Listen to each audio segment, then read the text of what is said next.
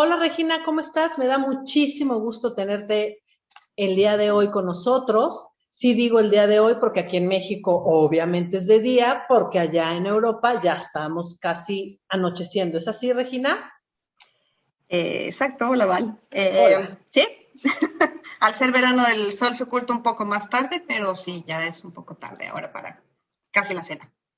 Perfecto. Bueno, pues muchísimas gracias por estar aquí. Querido público y querida audiencia, me da muchísimo gusto poder verlos, saludarlos. En esta ocasión, como les prometí, está Regina García, que nos va a ayudar ahora a darnos algunos tips, algunos procesos en Europa, cómo son, qué es la mejor manera de irnos hacia allá. Así que va a estar con nosotros en esta cápsula de unos, como siempre les he dicho, de entre alrededor de 7 a 10 minutitos con nosotros.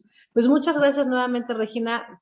Espero que estés muy bien y gracias nuevamente por estar aquí. La primera pregunta que estoy segura que nuestra audiencia les gustaría saber y revisar, que nos apoyes un poquito, es de qué manera se puede ir un latino, un mexicano en particular, algún latino de cualquier parte de Latinoamérica a Europa. ¿Cómo podemos hacer para irnos hacia allá con ustedes? A título personal, me parece que lo más importante es que consideres qué tanto esfuerzo quieres poner en venir a Europa. Y son tres cosas muy puntuales. Puedes intentar aprender un idioma de los más demandados aquí en Europa: holandés, alemán, ah, puede ser también incluso sueco, noruego, danés, finés o finlandés, polaco. Estos idiomas europeos son muy demandados y aunque no lo hables con la fluidez de un nativo, te pueden ayudar mucho para estar acá. Entonces puedes invertir tu tiempo y después aplicar a posiciones desde México. Lo Ok. siguiente es pensar a lo mejor en una maestría que puedas aplicar desde México o cualquier otro lado en América y venir a estudiarla acá. Cuando tú estudias aquí en Europa, en general tienes un permiso de estudiante para estar en el país y para ser residente.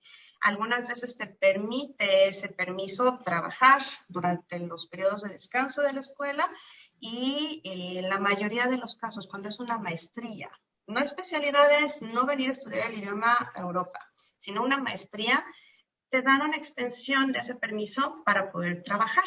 Entonces tú tienes un año y medio, 2 años en algunos países para poder practicar eso que tú estudiaste durante la maestría. Y ahí puedes tener la suerte y cuando te esfuerces, puedes llegar a tener una buena oportunidad laboral y quedarte a trabajar en una empresa durante ese periodo. Y la tercera, que puede ser que sea un camino un poco más largo, hay muchas empresas transnacionales que ofrecen programas de formación de managers o directores o profesionales dentro de su empresa que estando en México crean una base donde te mandan a entrenar a España o a Suecia o a cualquier otro país de Europa, Alemania, en fin. Y eso puede ser también un buen plan de carrera, pero tienes que invertir mucho más tiempo porque no es a lo mejor el periodo de 2 años de una maestría o el periodo de 3 o 4 años de estudiar un idioma. Entonces, depende de cuánto esfuerzo quieres poner. Puedes pasar a lo mejor 5 años en una empresa transnacional en México, porque necesitas primero ganar experiencia de la empresa y después entrar a un programa de estos como de rookies o de entrenamiento de managers que tienen estas empresas y que después te pueden mandar de expat a alguna de sus filiales en Europa. Entonces, depende de qué tanto trabajo quieras poner. Excelente, y ahorita con lo que me dices, a lo mejor también se puede juntar los 4 o 5 años del manejo del idioma con los 4 o 5 años que vas agarrando dentro de una de estas empresas transnacionales, dentro de tu país, juntas los dos y de esa manera eres un candidato mucho más legible, dando resultados dentro de la misma organización y manejando el idioma o los idiomas que nos estás diciendo que son los más complejos allá, pueden ser un candidato mucho más viable de tu propia empresa, ¿no? A irte a estos países o a Europa, por lo general, como me dices, para poder vivir allá, ¿no? E irte a trabajar allá. Perfecto.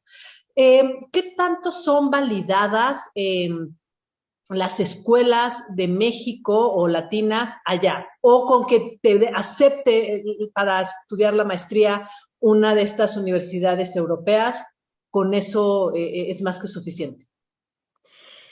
En ese sentido, como lo mencionas, es con que te acepten una de estas universidades o organizaciones es suficiente y ya estás contando o ya estás acreditando que tienes una maestría también.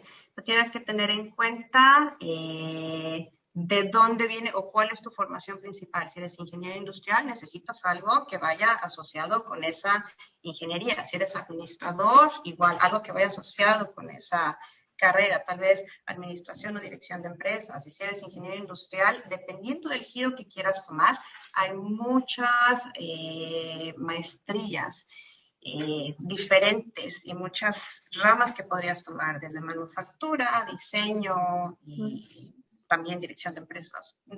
Tienes que sensibilizarte, buscar, investigar qué es exactamente lo que quieres hacer y qué camino quieres tomar. ¿Y en qué páginas nos recomiendas? ¿Dónde podernos meter?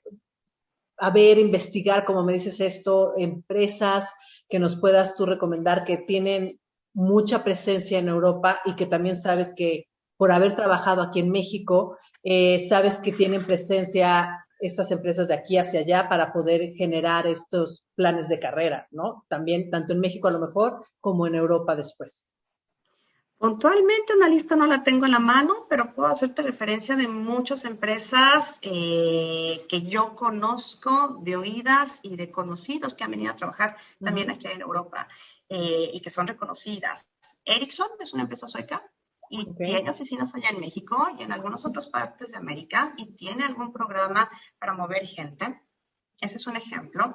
Si estás hablando de automotrices, Volvo, Scania, Volkswagen pueden ser opciones para poderte mover también. Por ejemplo, igualmente Suecia, a Alemania, en este caso.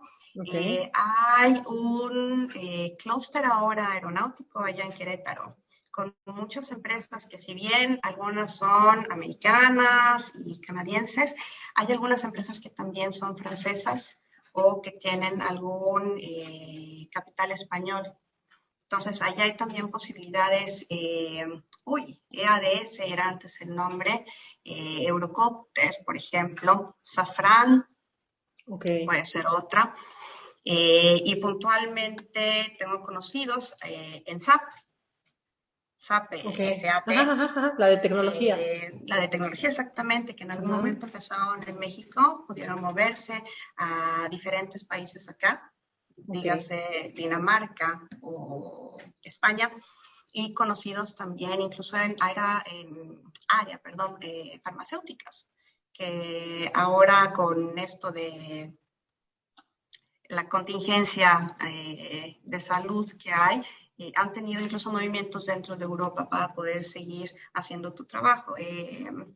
Ahora no me recuerdo, me parece que este conocido estuvo trabajando en Irlanda, no me recuerdo exactamente el nombre de la empresa farmacéutica, pero en fin, hay varias acá, está Pfizer, AstraZeneca en Suecia y algunas otras que pueden darte esa posibilidad de moverte. Una cosa importante, Val, que creo que no dije al principio, hablar inglés y español no es suficiente. Entonces, tienes que apostar por un tercer idioma y hablarlo suficiente como para que sea tu oferta y lo que te diferencia de otros candidatos. Ok, perfecto. Entonces ya lo saben, querida audiencia, hablar inglés y español no es suficiente. Hay que hablar uno de estos idiomas que Regina nos dijo que al inicio de la cápsula, que son un plus realmente, como puede ser el sueco, puede ser el holandés, el alemán, el polaco, ¿no? Entre otros que ya mencionaste. Regina, tú como headhunter, como reclutadora ya, ¿qué profesiones son las más demandadas? Depende del país que estés hablando. Y vamos, que depende de lo que estés enfocándote. Aquí en Suecia hay un clúster de tecnología muy grande y hay algunas de las empresas más innovadoras digamos, del planeta. Entonces, tienes a Spotify, tienes a King y Toca Boca, que son los que hacen estos juegos de video para niños y adultos también. King tiene el Candy Saga. Entonces buscan muchos, les dicen testers, QA testers, la gente que prueba los juegos y que las programaciones estén bien. Para Spotify, de pronto buscan mucha gente que pueda validar la programación o buscar los derechos de autor, por ejemplo, de las canciones y este tipo de situaciones. Entonces, gente desarrollada en IT, programadores, QA testers, este tipo de profesiones. De pronto hay un hub, por ejemplo, aquí en Suecia. Sé que en Holanda, puntualmente Ámsterdam, buscan mucha gente también relacionada con tecnología. Si estamos hablando de países como, también hay algunas diferencias acá, países como Portugal, Grecia, Chipre, de los que no se habla tanto en cuestión, digamos, de que sea la vida muy buena ahí en cuanto al ingreso o en cuanto al desarrollo profesional y demás, son lugares donde se busca gente que esté enfocada al servicio. Entonces, si te interesa de pronto hacer una carrera en servicio al cliente, puedes buscarlo en ese tipo de países, ¿no? A lo mejor lo que te encanta es dar atención al cliente por teléfono o por chat o por email o del estilo. Todos los hubs de customer service, los call centers, estos lugares para hacer incluso ventas, trade marketing, están en estos lugares, en Portugal, en Chipre, en Grecia. Entonces, depende de lo que quieras hacer. Es el lugar también donde tienes que buscar y el idioma como tercer idioma que necesitas aspirar a aprender. Por ejemplo, si un mercadólogo que me dices que en Grecia son solicitados estas profesiones, tendría que hablar griego, por ejemplo, ¿no? Sería el plus para que tuviera mayor ventaja, ¿no? De poderse mover. Hablar el idioma local, hablar inglés, hablar tu idioma, porque de pronto buscan mucha gente que hable idiomas europeos, portugués, español, italiano, ahí en Grecia o en Chipre. Y además, hablar el idioma local te da una ventaja. Perfecto. Entonces, ya lo saben, si hay mercadólogos, si hay gente que puede ser para customer service, pueden ser desde LAES, pueden ser ingenieros industriales, pueden ser ingenieros en comercio internacional o en relaciones internacionales, que son donde podemos ver más gente de servicio al cliente aquí en México que se pueda ir allá, dominar el idioma de estos países. También existen los licenciados en administración, en animación digital, que también lo que me dices podría ser en Spotify, lo que me estás platicando, empresas que hacen tester de los juegos para niños, los licenciados en administración, en animación, perdón, digital, podrían ser también desarrollo y testing. Independientemente de todos los que están enfocados a ingeniería en sistemas computacionales, todos los que tengan que ver con ingeniería y estén enfocados en la parte de programación, tester, desarrolladores, estarían solicitados allá. Una vez que yo ya conseguí, supongamos, estar allá, ya estoy desde aquí, tengo estas características que me estás pidiendo, la licenciatura, un poquito la experiencia, el manejo de idioma, mi maestría, pero me tuve que regresar y quiero ir nuevamente para allá. ¿Cómo sería un proceso de selección? Ahora, lo importante es que empieces a buscar desde que estás acá, si ya tuviste la oportunidad de estudiar, o cuando estás buscando desde fuera, empieces con la idea de que no todo el mercado está abierto, no todas las ofertas están publicadas. Hace algunos años decían los reclutadores o las personas que tenían más experiencia que había unas grandes bases de datos con información y por años, y entonces le daban preferencia a esas bases de datos. Cuando entra esta ley de protección a los datos generales, muchas de esas bases de datos ya no son vigentes o no les permitieron seguir si los usuarios no autorizaban.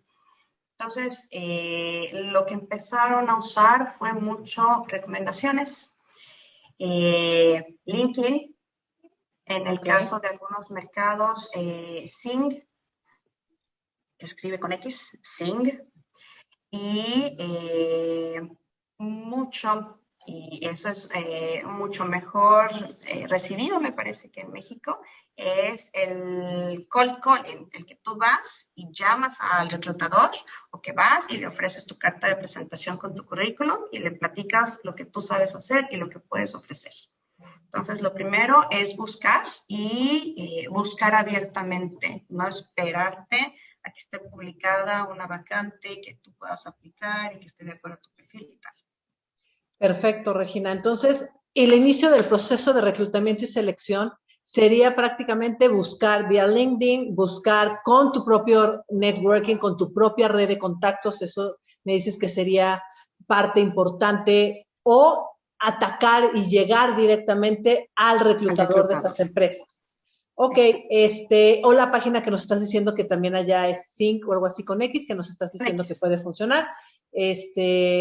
Podría ser las maneras en iniciar un proceso. Ya tengo la entrevista, ya logré pasar. ¿En qué se fija el reclutador? ¿En qué competencias? ¿Cómo consiste el proceso de reclutamiento y selección allá?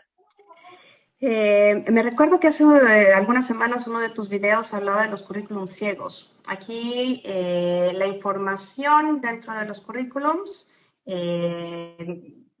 tu estado civil, tu edad, el sexo y demás, no es información muy relevante. Entonces, en lo que se fijan mucho es en qué has trabajado. Lo que te pregunta durante la entrevista es qué puedes ofrecer a la empresa y únicamente cuando llegas con el hiring manager, que es tal vez una segunda etapa después de que estás con el reclutador, en una segunda etapa es cuando entonces ya te preguntan a nivel técnico. Okay. El reclutador no se enfoca en esas cosas, es el hiring manager el que te pregunta a nivel técnico y conocimientos. Ok, entonces prácticamente lo que me dices es el reclutador o el área de recursos humanos, como acá lo conocemos, se va a enfocar mucho más al perfil del puesto con el perfil de la persona, o sea, no tanto en la descripción del puesto. Ese es el segundo paso que podemos ver que el hiring manager o ya el área experta va a profundizar más sobre las descripciones y la experiencia del puesto. El otro, digamos... El reclutador, sí. Okay. A mi reclutador no me van a pedir que yo certifique si la persona sabe de PMI o si es una experta en procesos de calidad o este tipo de cosas. Eso lo va a revisar el hiring manager. Yo reviso más cuestiones a nivel del fit personal al puesto que el nivel técnico.